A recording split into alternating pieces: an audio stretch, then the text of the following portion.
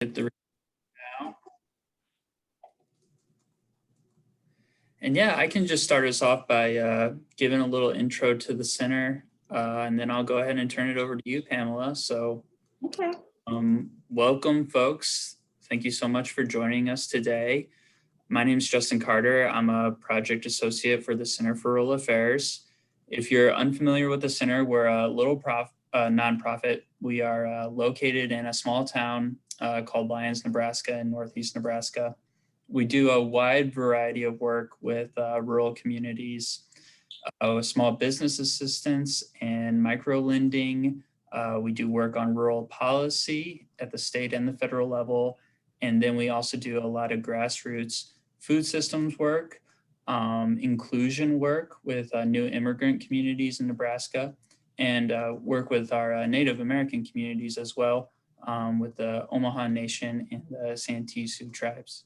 So thank you so much for being here tonight. This is our first session in what's going to be a series over the next 2 weeks, learning from Indigenous cooperatives across the nation. So happy to have you, and thanks so much to Pamela Standing, who's going to be facilitating for us.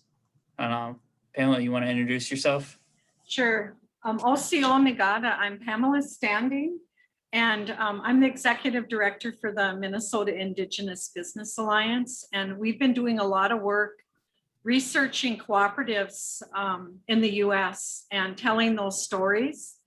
And tonight we're really honored to have Dream of Wild Health, which is an organization in Minnesota, and they're not a cooperative, but they have such a beautiful model, and they've been around for so many years, and they're inspiring what they've done with their program, how they've grown their farm and really expanded all of their programs. Are just beautiful. And so tonight we have Neely Snyder, who is the executive director, and we have Felicia Galvin, and she is now a seed intern. She started out as a garden warrior and a youth leader, and now she's a seed intern. And we have Jessica Greene, who is she's like the seed keeper, the seed manager, and the farm manager for Dream of Wild Health. And Neely, you just let me know how you want me to move these slides, and I'll let you start and introduce Dream of Wild Health. All right, thanks Justin, thanks Pamela for this opportunity. Bonjour, hello everyone, my name is Neely Snyder. I am St. Croix Ojibwe from Wisconsin, but I grew up in Minnesota. I'm also a direct descendant of Red Lake Nation and Mille Lacs Band of Ojibwe, which are both in Minnesota. I am the executive director at Dream of Wild Health, and I just want to say thank you for this opportunity to share the story about Dream of Wild Health with you. And I appreciate 2 of our staff members also joining us. So I'll just kind of give you an intro about Dream of Wild Health. And I apologize, I'm doing this from my vehicle. My daughter's in a softball tournament literally right behind me.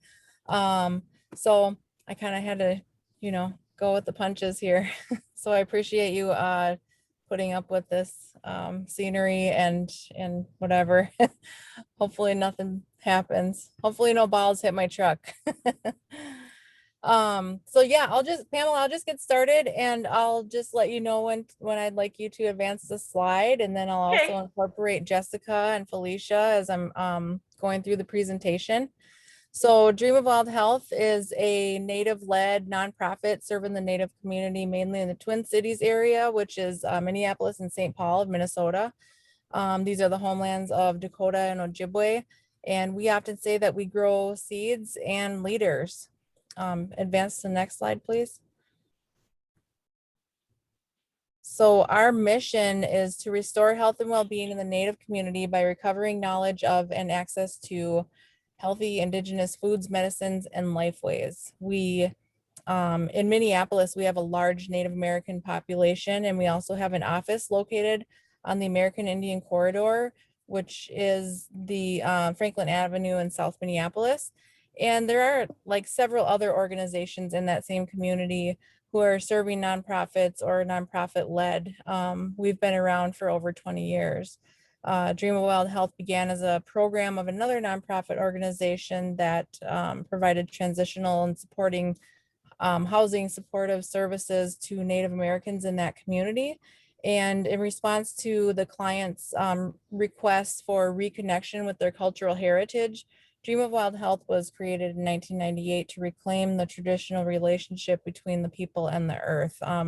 It kept coming up again. So our founding director, Sally Auger, started off working with the community, and they kept asking for this. And so at that time, she leased a half an acre of land in Farmington, Minnesota, which is quite a drive from Minneapolis, and brought participants out there. She would load up a van, and they really loved it. And they enjoyed being there, working with the land and the soil and getting back to their native roots. And yeah, so Sally, you can advance the next slide.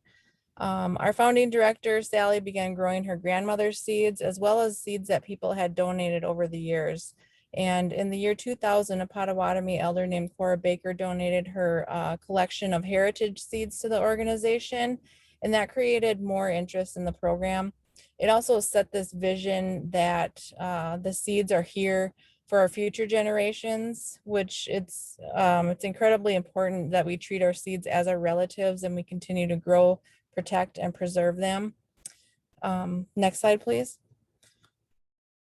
So we have been growing these seeds for years, but it actually wasn't until the beginning of 2019 that we hired our first team of Indigenous seed keepers, or seed staff, I guess, who are dedicated to caring for those seeds and growing them out.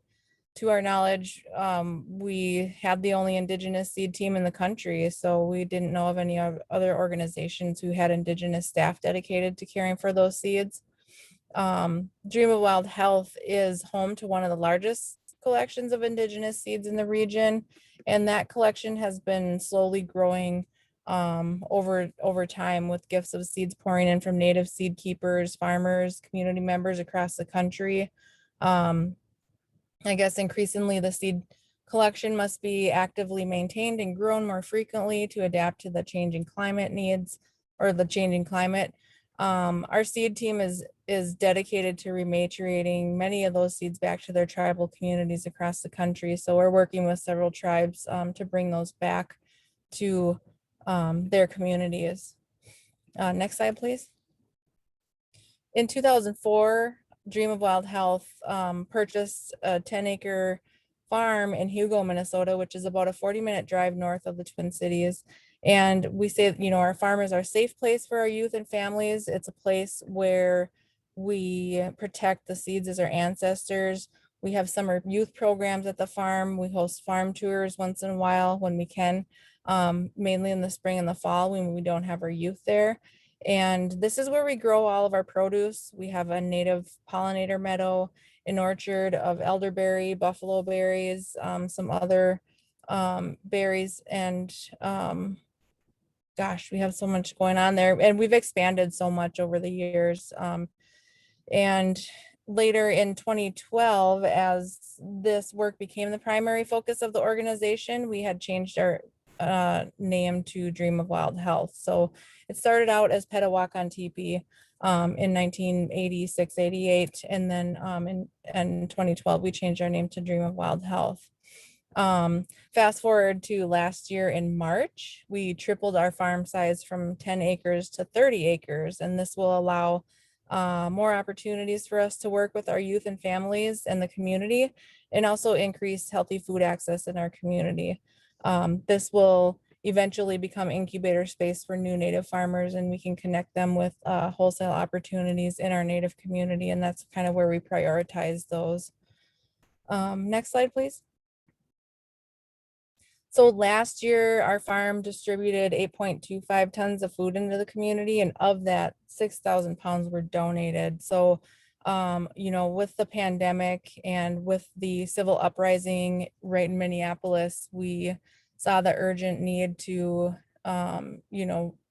bring food into the community and to make sure that we were providing that. So our farmers started growing a lot sooner than they normally would, and started making sure that we had a zero waste policy. all the produce that we grew went out to the community. We donated to organizations who are feeding Native Americans in the community, and directly to our families as well. So in 2019, just to give you an idea of how much we expanded just in the last year, we distributed about 7.5 tons of vegetables into the community in prior years. So with this food, we've fed hundreds of Native youth families through our youth programs. We participate in farmers markets. We have an Indigenous food share, which is a CSA model, and also just through community events and workshops and food distribution efforts in our community. At this point, I would love to hand it off to our seed keeper and farm manager, Jessica Greene. So she was actually our very first hire on the seed team to start caring for those seeds. And she's really been able to, really lift this up and really expand our production on the farm. So Jessica.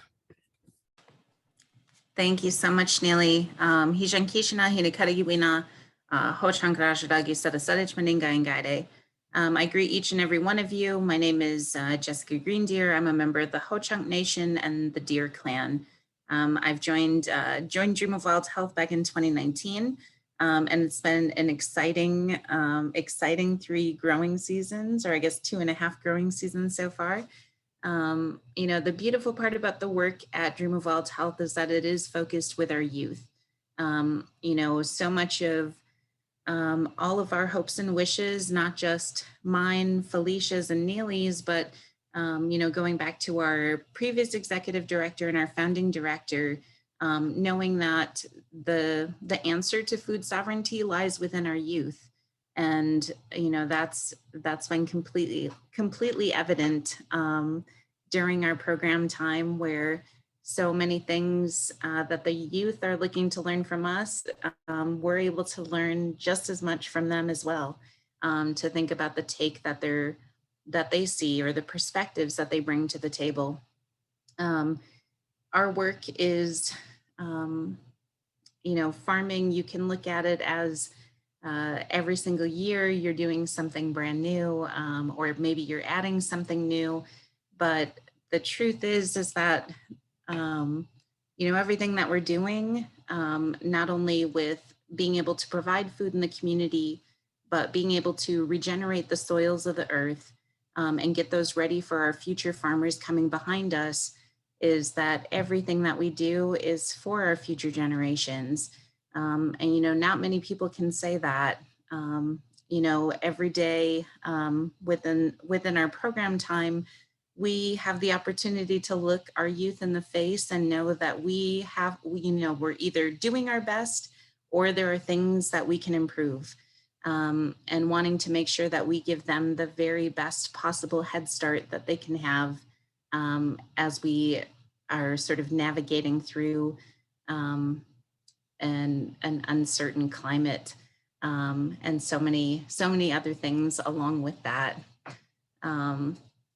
I think both Neely and I had no idea that we would be blessed to triple our land base going into the future. And I think the beautiful part about that is it's not about just getting acres and acres of land to look at. It's knowing that any community members within the Native population of the Twin Cities, if they don't have land access, with land access being one of the largest pushbacks for any member of the BIPOC communities, they have the ability to come to Dream of Wild Health and not only learn how to farm, learn how to steward, but also take all of those elements that they're growing, and be able to turn it around into like a social enterprise project. Having the land base to work in a community kitchen as well as a packing facility provides our future generations with the capabilities to not only feed their family, the community, but also looking at how they're going to look across the region and see how they can also support other communities there. It's a really exciting time at Dream of Wild Health. But honestly, I feel like every day is a really exciting time. And I'm not just saying that because my boss is here either. It really, truly is. You know, I'm so grateful that that we have the team that we do, that we can continue to look forward to the future and see how we can best support one another, as well as building up our collective future. I did just want to touch on the seed stewardship. You know, I know in the Omaha community, they're looking for some of the Omaha seeds and trying to find them in different institutions. And I really wish the best for them because I know that they're out there somewhere, and I hope that they're able to reconnect with those seeds. Much of the work that we do at Dream of Wild Health is not only taking care of stewarding the collection that we currently have from not only Sally's grandmother, but Cora's collection, as well as seeds that came in from community. We're also working on seed rematriation. And that just means we're not only bringing seeds out from different institutions to grow at the farm with us and then send back out into their home communities, but also looking at ways we can help support other folks out there as they continue to try to find their own relatives. We've been working with Seed Savers Exchange for the last 3 years in an effort to reclaim some of those Indigenous seeds within their collection, bring them home, help grow with them for a year, and then send them back out. And there's, you know, I think we're living in a very different time where there has been so many efforts, not just with seed, but thinking of our ancestors who've ended up in different places where they're able to return home now. I know there was just a ceremony last week about that. And so, you know, I think we're in a very different time where that energy is sort of moving to help support the work of Native people and the work that's being done at Dream of Wild Health. So I don't know if we can continue to be of any service, but would love to connect with you all again on the seed work if there's any way that we can help support that. Next slide. Neely, do we want to kick it back to you first? Yeah, thank you, Jessica. As you can tell, Jessica's a wealth of knowledge about the seed work and the important work that we're doing on our farm. She also manages the farm and so oversees all the soil regeneration work that we're doing. We have a market team, a seed team, and that has been growing over time. And that's, you know, I think Jessica's had a huge hand in that. So we really love working with Jessica, and she's really dedicated to the farm there.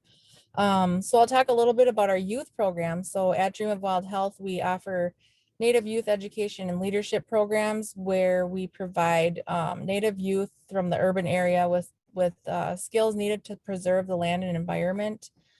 We work to deepen their connection with culture.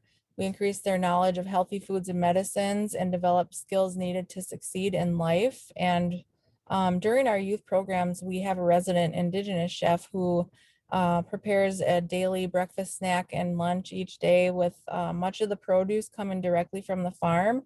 And also our youth get a chance to work with those chefs in the kitchen. And so they get to, you know, see what it's like to prepare the food, to try the food as you're cooking it, to try different recipes, you know, and just work with the food and learn from that, you know. So we are hoping that they are going home and taking this education back to their families and that they take this through life. You know, we're just trying to make sure that our people are living the healthiest way possible and bring back that, you know, the traditional foods and kind of decolonize our diets and things. So that's really important. It's also really important to be working on the farm. So they get to help harvest things. They get to help plant the seeds. So they get to be involved in all of this stuff, and we're hoping that they one day come back. So as I said, we primarily work with urban Native youth from the Twin Cities and surrounding areas. these, I guess this includes our summer programs that are at the farm. And we also have a year-round youth leaders program. So next slide, please. Our Cora's Kids program, those youth are ages 8 through 12. We usually host 2 one-week programs at our farm where the youth learn about gardening, seeds, nutrition, cooking, and being respectful of other people and our environment. So on this photo, you'll see that Jessica is teaching the youth a lesson in the garden and showing them some seeds. Next slide, please. So once our youth have gotten through our Cora's Kids program, we have our Garden Warriors program, and those are ages 13 to 18. And this is a more intense program. We host 2 3-week sessions, which is more extensive. They get to learn more about farming, health, cooking, harvesting, culture, and spirituality. And they get to participate in community events such as the farmers markets. So last year was very different year because of COVID, so many changes happened, but we're hoping that this year that some of our youth get to go back out into the farmers markets. And I'll just tell you, like, I've gone down to the farmers market where our youth are at and just picking up a vegetable that I've never seen before, and I'm like, what is this? Can you tell me about this? They know way more than I do. I'm learning from them and ask them how I can cook it, and they knew, and I'm like, wow, you guys are amazing. But yeah, thankfully we were able to have our summer youth programs last season. It looked significantly different, but our program and farm team did an amazing job in modifying everything at the farm so that our youth and our staff were safe. During our summer programs, we practice social distancing. We're wearing masks. It's mandatory for everyone. We obviously are practicing more hand washing. We have hand washing stations, and sanitizing efforts have increased, and we changed our transportation. So we do transport some of our youth from Minneapolis and St. Paul to our farm in Hugo. And since COVID, we've kind of asked, when parents, if parents are willing to transport their youth, and that kind of helps out to keep us spaced in the vans. Next slide, please. Oh, and I should have told you that this is our kitchen. That was our kitchen, the previous photo at the farm. And so here, and this is Nicole, I believe, right? I think she is one of our interns that are working with us this season. All right, next slide. So our youth leaders program is where they advance from, yep, other way. There we go. Our youth leaders program is a year-round opportunity for our youth to get involved in food justice and food advocacy in the community.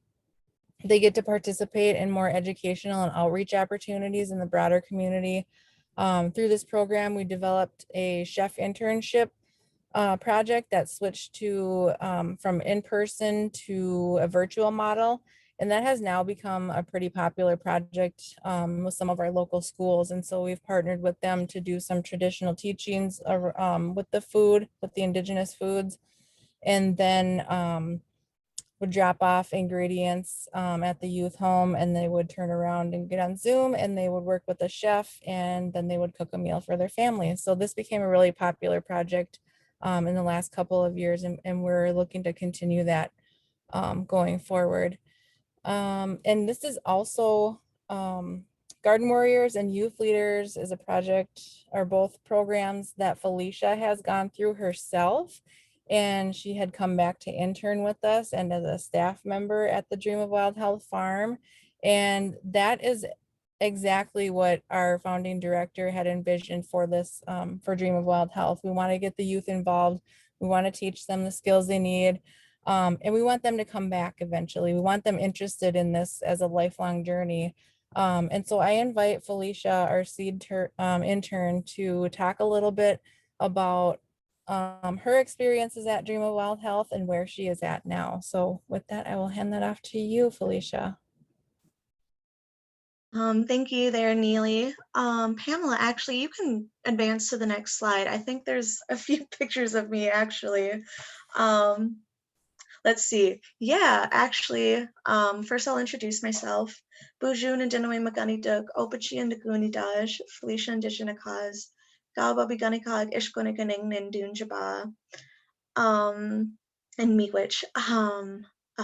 Hi everybody. My name is Felicia Galvan. I am a former garden warrior and youth leader alumna, and I am now a seed intern, but I wanted to introduce myself in the language since that was one of the most valuable lessons I actually got as a youth at Dream of Wild Health. You can see in that picture on the right there, it's my parents, my younger sister, and our founding director, Sally Auger. And that photo was taken after one of my first sessions completions as a garden warrior, and we were having a feast. And at the feast is where the staff and not only the program staff and the farm staff, but all staff working in the offices and our executive director would come out to the farm, and we would all celebrate a happy session. And I think that really sums up the community that the programs really build. At Dream of Wild Health, youth programs really build. So I wanted to introduce myself in my language. I learned that from Hope Flanagan, who is still on program staff now, and she's teaching our current youth.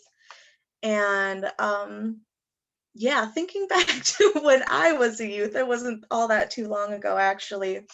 I've been grateful to learn so much about not only culture and food, but also just what I feel, what it means to be a Native person for myself, actually.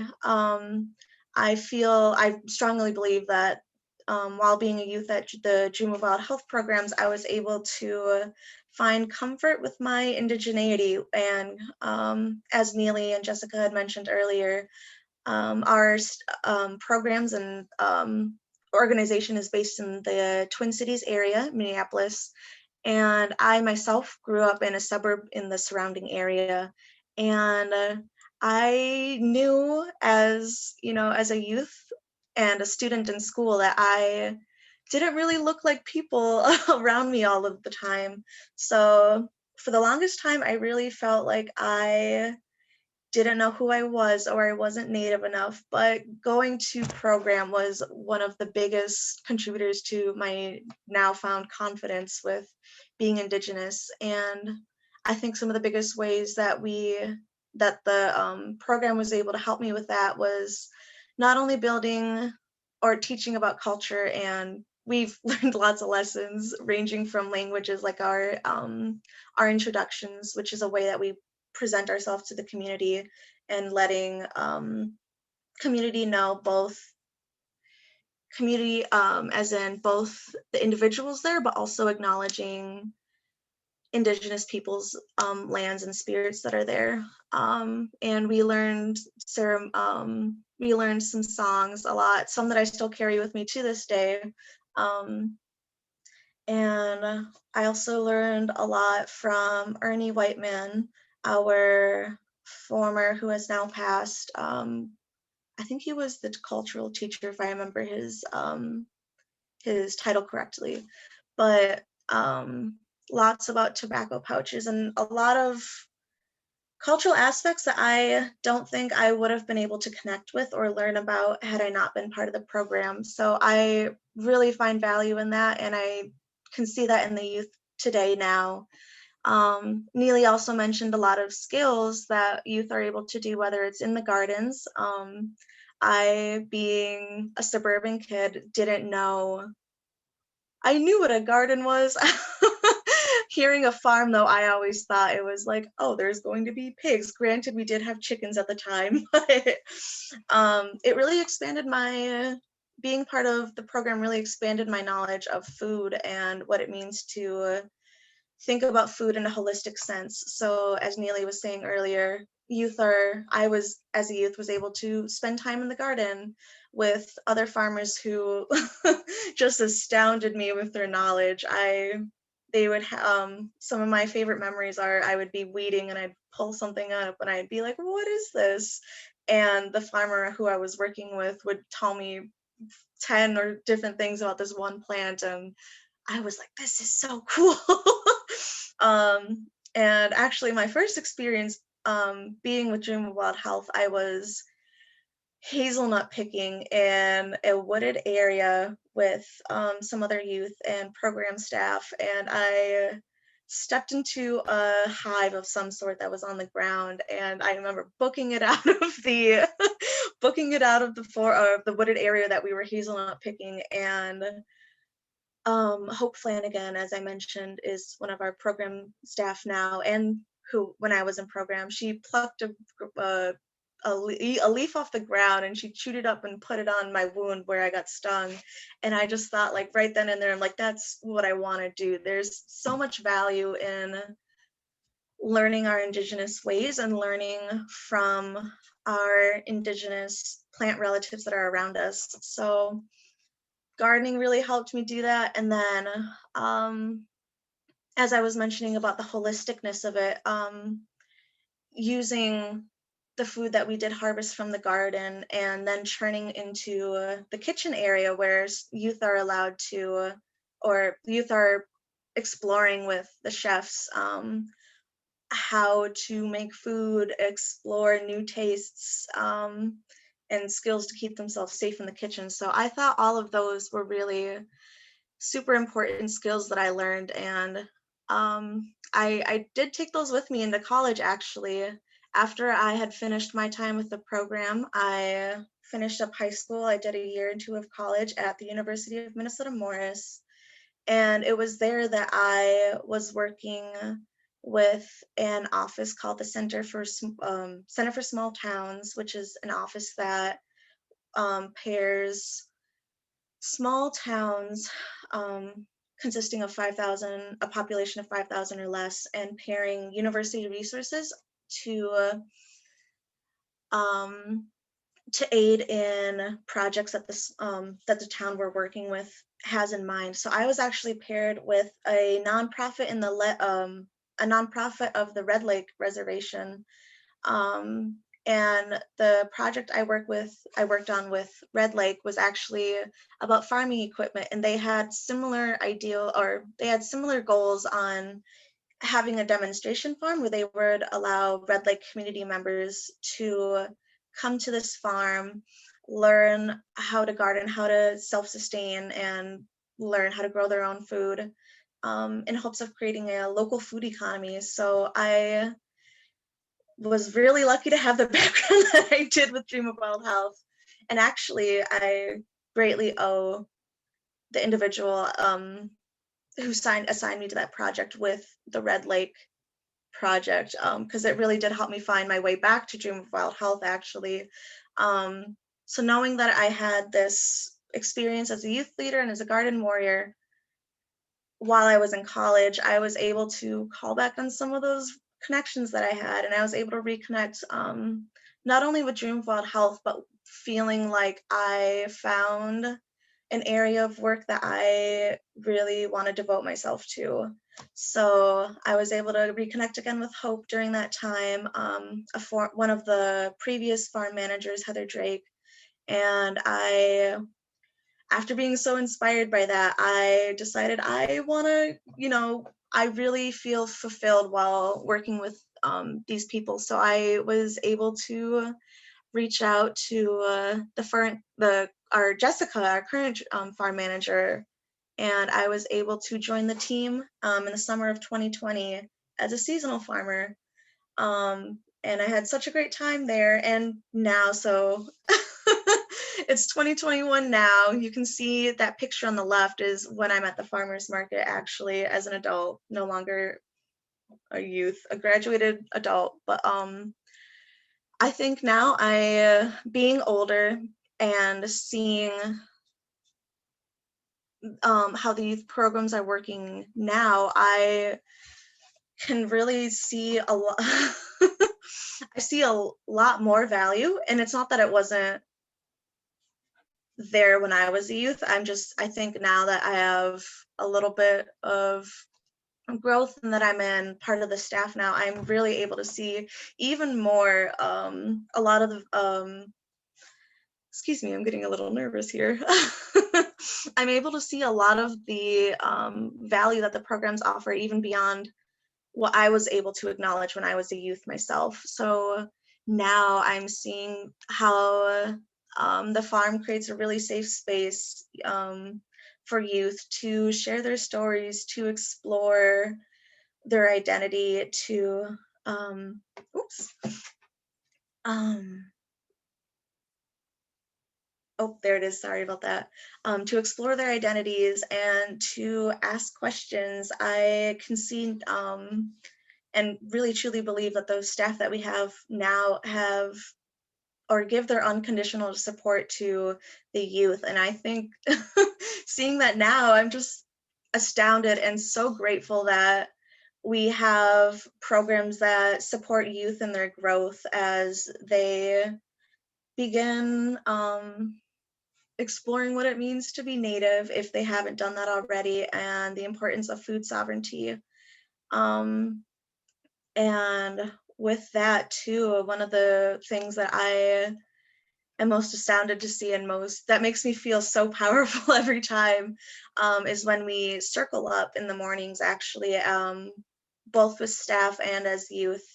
And everybody has a voice, which I think is super powerful, because in a lot of spaces, youth don't have a chance to vocalize to use their voice in a way that is advocating for themselves. I would say there's a lot of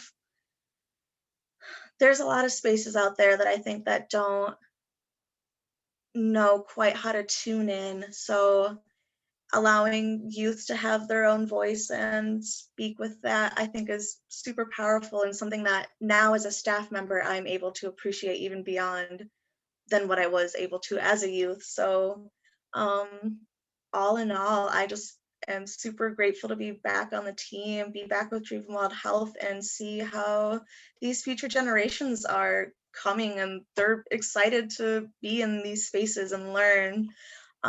So that's what I have about my time, and I am excited to see which youth come forward and speak next on their experiences. So thank you so much for having me, and I'm good to advance the slide.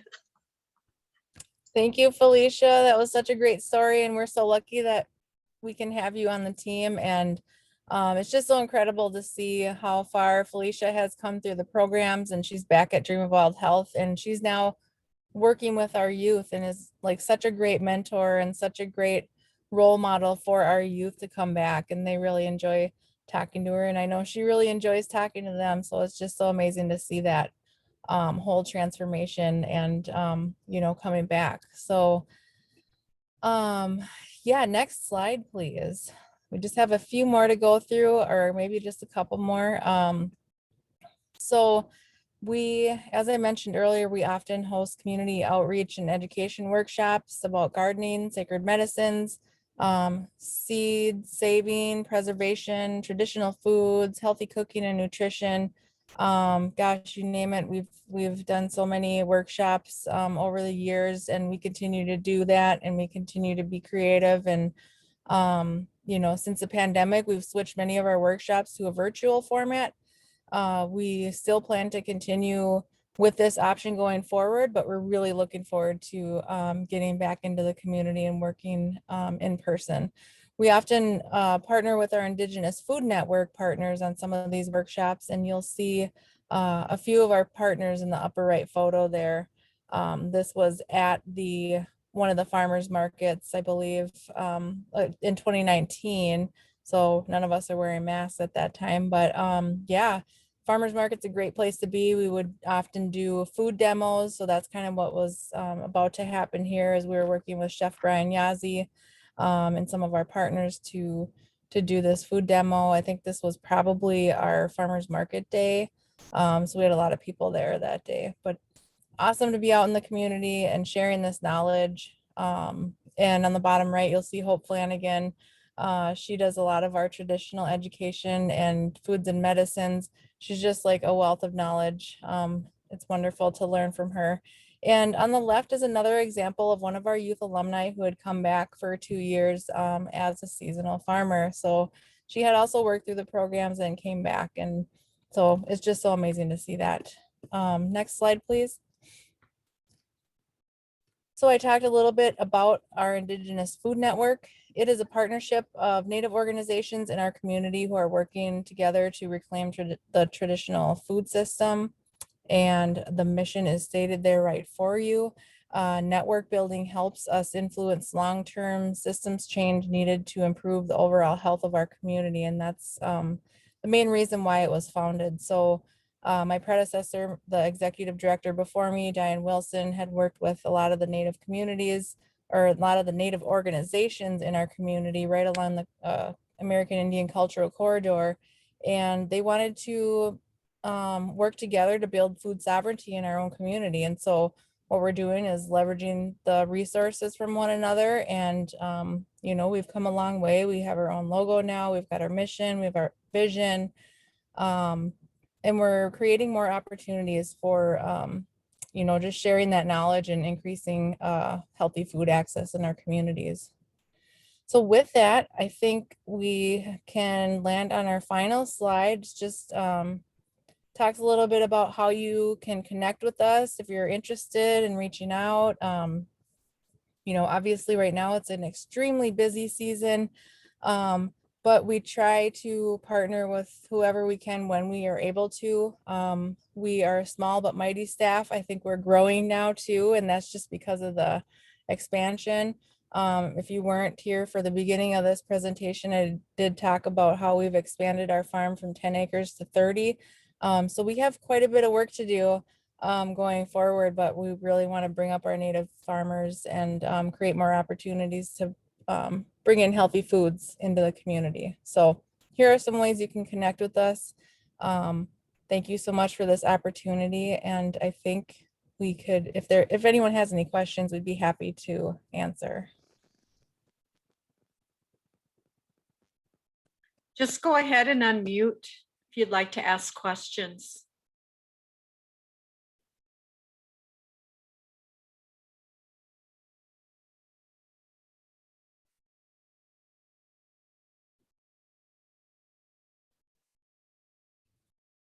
Wow, Jessica and Felicia, we've covered it all. Great job. You guys did a beautiful job. Oh my gosh, I'm just even more inspired.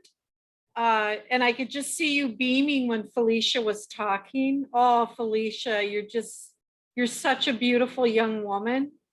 You've got such a beautiful spirit, and it means so much more when we hear from our younger people, and and those things are in your words. And I was almost crying. I was so happy inside listening to you talk, and I did well up, but I mean I wasn't blubbering, but it just was so I have so much hope with the young people that are coming now, this younger generation that are coming up.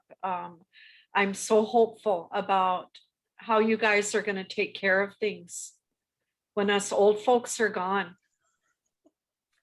Well, we will definitely learn all that we can.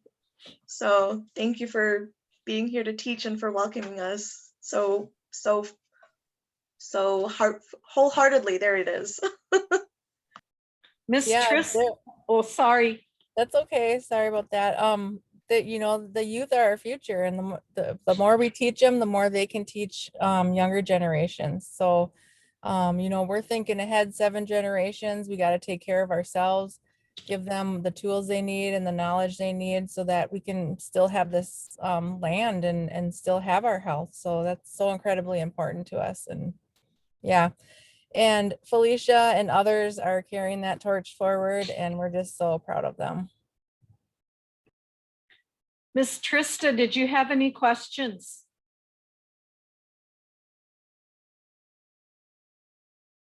You're muted.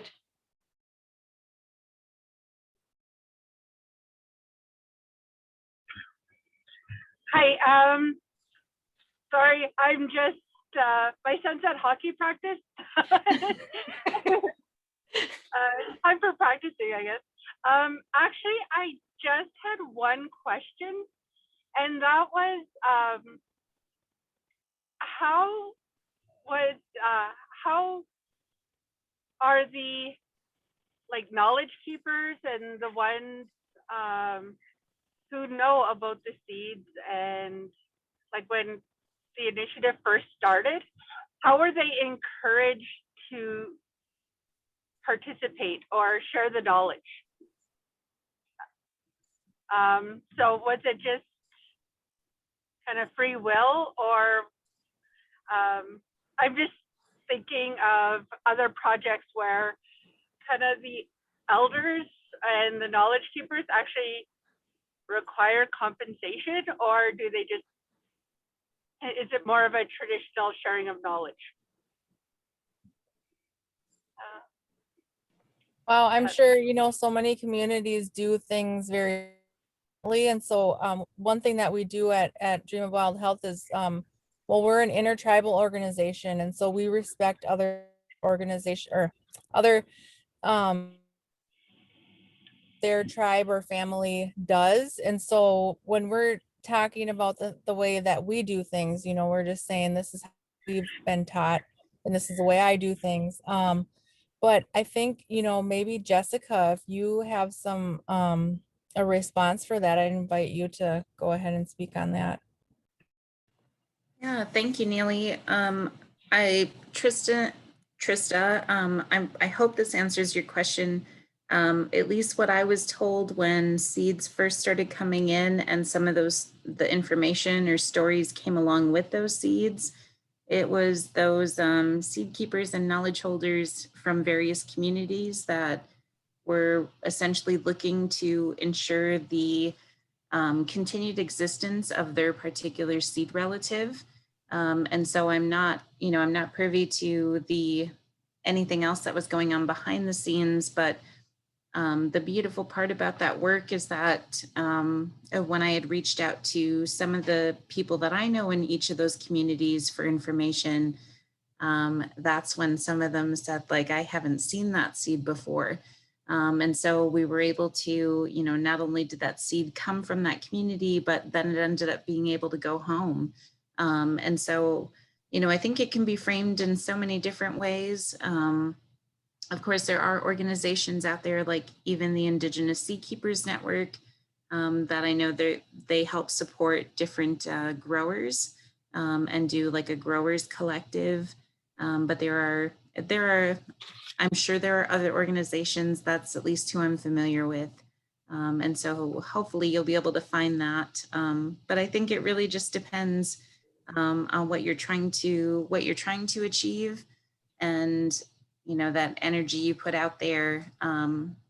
The people who need to hear that message will be there to support. Thank you very much.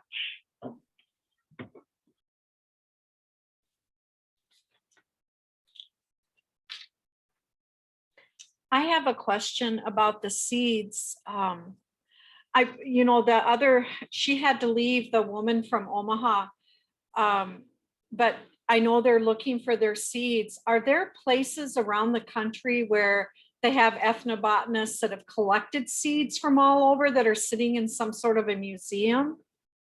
Because we were given tobacco seeds that were probably 400 years old, and we've started them. And, so I know that those seeds, if they've been taken care of properly in a good way, we have seed pots where I'm from, where we store our seeds, through the winter. And, but I was just wondering, how does someone go about, repatriating, bringing things back home, if they know that there's seeds that are stored somewhere? I mean, how does someone go about doing that? That's a great question, Pam. I think that's so awesome that you were all reconnected with a tobacco seed from 400 years ago. That's so beautiful to hear. Um, there's lots of efforts. The reason I had heard about Omaha looking for their seed is that somebody else had asked me if I had heard, if I knew where to locate them. So, it's a lot of it is being able to network with people. One of the partners I think we have in common is Dr. Christina Hill out of Iowa State.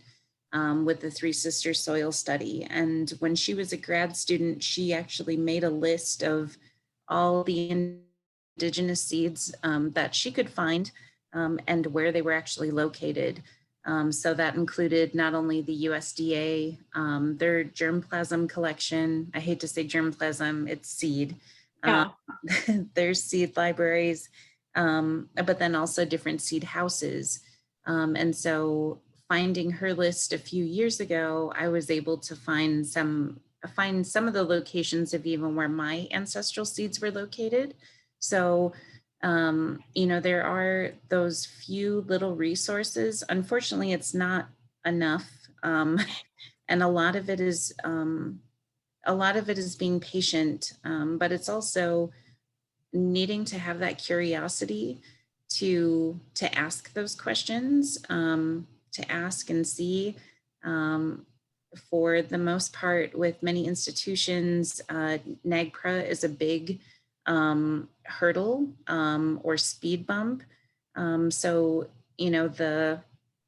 when things get tied up into, into the legal rooms of places, the sad part about our seeds is they're running out of time. They don't have 10 years to continue to wait. And so Pamela, to answer your question, there are lots of seeds in lots of places, and also lots of places that they don't belong. Yeah. But, like what, conversations that I've had with Felicia, but also our youth, is that we can think about trying to create a jailbreak and break all of our seeds out of all of these places and bring them home. But our seeds are also there because they're waiting for us to be ready again. They're waiting for us to be ready to be able to grow with them. And so, we are coming out of a time of when our seeds needed to go to those places to stay safe. But now we need to focus on those basics again so we can all bring them home. Oh, I love that. Wado. Does anyone else have any questions?